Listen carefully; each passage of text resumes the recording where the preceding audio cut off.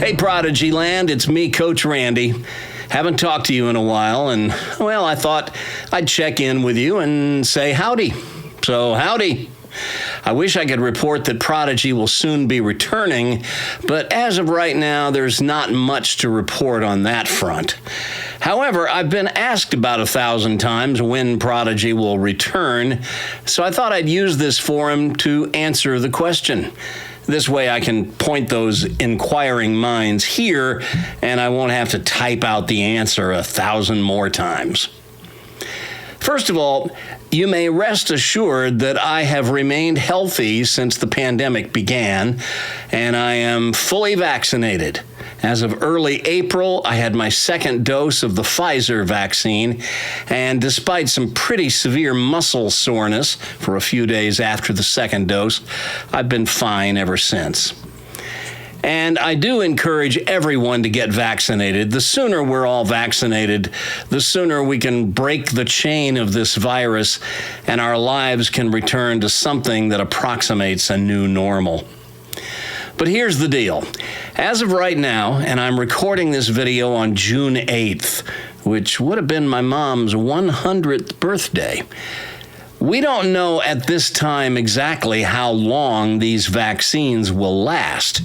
The only thing we've been told is that they should be good for at least 6 months. And that was a month or two ago. Nothing further has been said about them. It's unclear as of right now whether or not we'll need a booster shot. Pfizer and Moderna are both saying a booster shot will probably be necessary. But of course, they would say that, since I'm sure they'd like to sell hundreds of millions more doses to the federal government.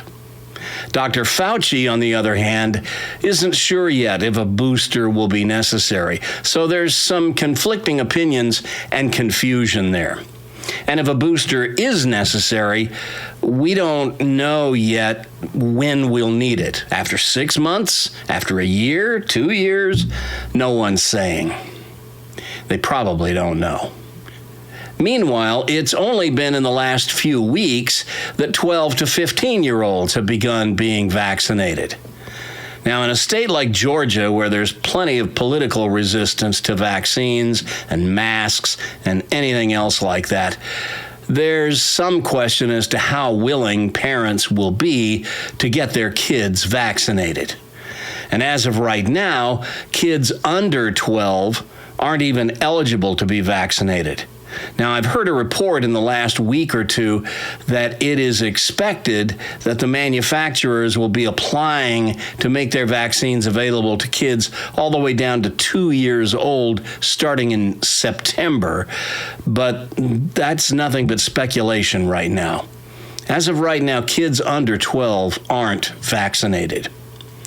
And while we know that kids tend not to get as sick from COVID when they get it as adults do, especially older adults, we also know that the cases of children being hospitalized with COVID has shot dramatically upward in recent weeks. And we also know that kids are no less likely to test positive and become carriers of COVID, even if they're asymptomatic. Folks at the bowling center have asked if I'm ready to commit to return when fall leagues starts up in late August.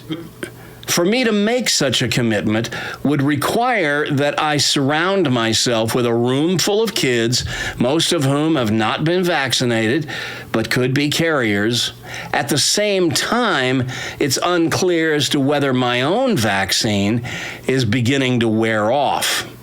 So, no, I'm not prepared at this time to commit to a return when fall leagues begin. I'm perfectly content staying at home and continuing to practice social distancing until this pandemic is truly and completely over. With my age and underlying health conditions, it's the only sensible approach. So I'm sorry to say that I still don't know when Prodigy Bowlers Tour will return in its weekly format. It's not that I'm not coming back. I'd love to come back, but there's just not enough information right now that I would feel good about coming back in September.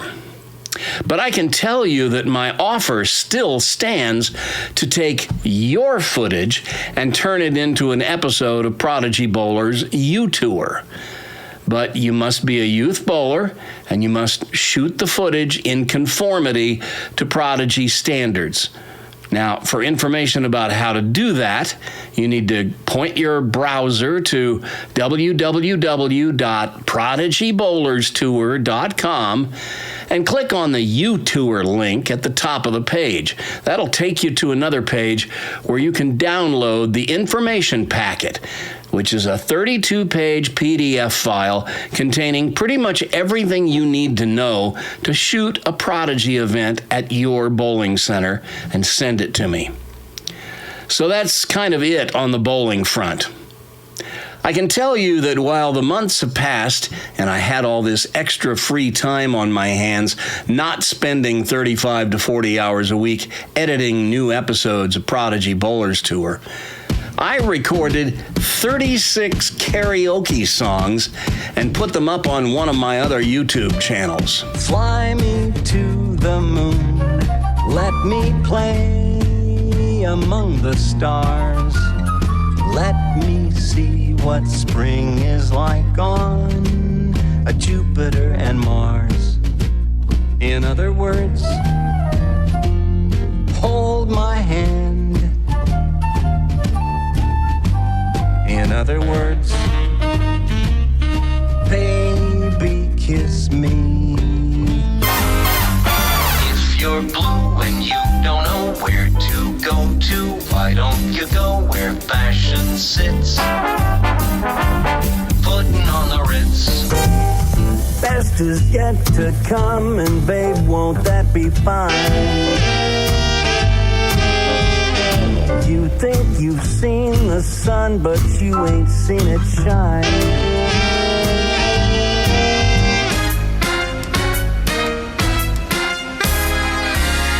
Darling, I guess my mind's more at ease, but nevertheless, I stir up memories. Been invited on dates, I might have gone, but what for?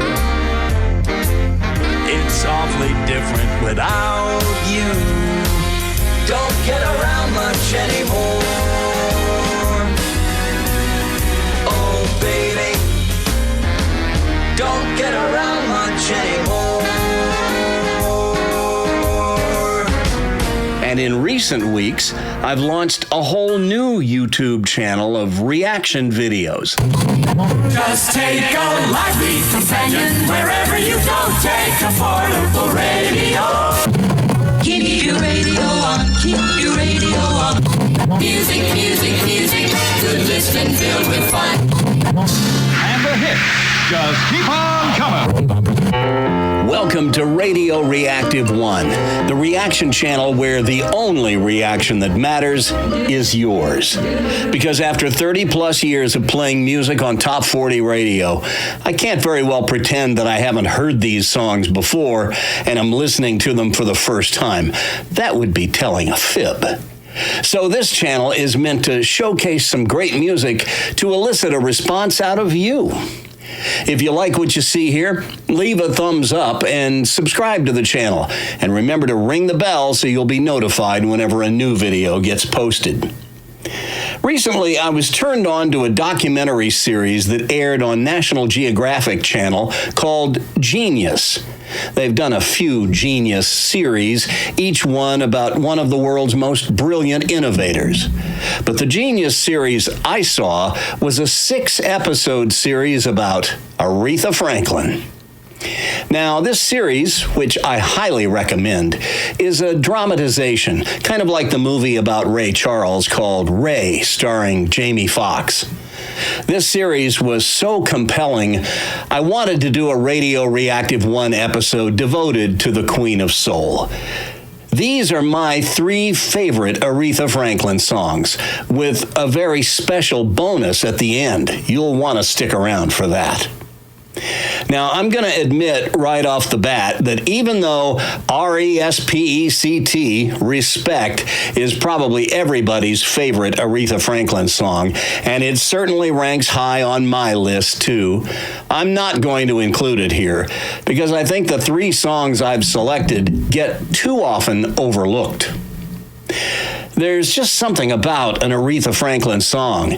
You start it up, and pretty much from the very beginning, you know exactly who it is. Radio Reactive One. Baby, baby, sweet baby. There's something that I just got to say. Now, I don't know if this will be a long-term thing or if I'll get bored with it, but for now, it's kind of fun to do. Now, from the Prodigy Bowlers Tour newsroom, with reports from around the world, across the nation, and up your alley. This is Prodigy Striking News. This past weekend, several Prodigy kids bowled in the annual GYBT Tournament of Champions, which was held this year at Bolero Austell. Prodigy alum and member of our youth league at Bolero Roswell, Alana Harding won in the U12 girls.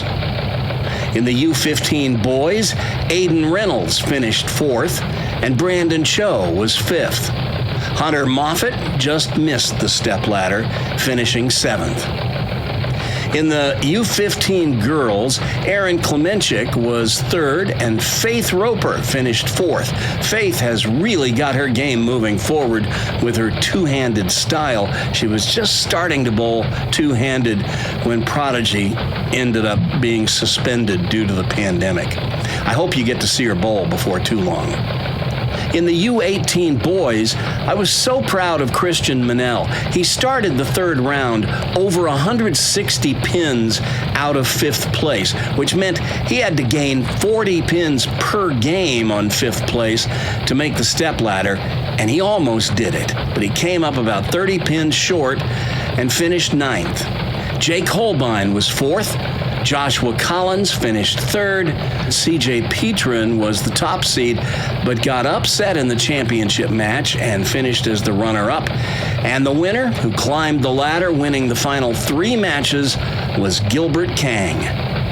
In the U20 boys, Dawson Stewart went from second to first, defeating top seed Tristan Davis in the finale. And in the U20 girls, Taylor Edgerton, who you saw on our coverage of the 2019 GYBT TOC in the girls, she finished second, and Glory Harmon finished fourth.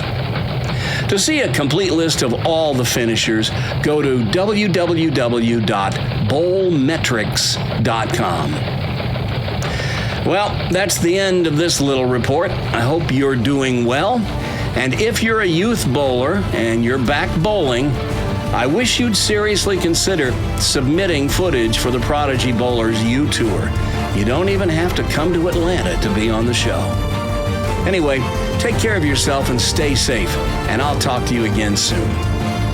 Peace.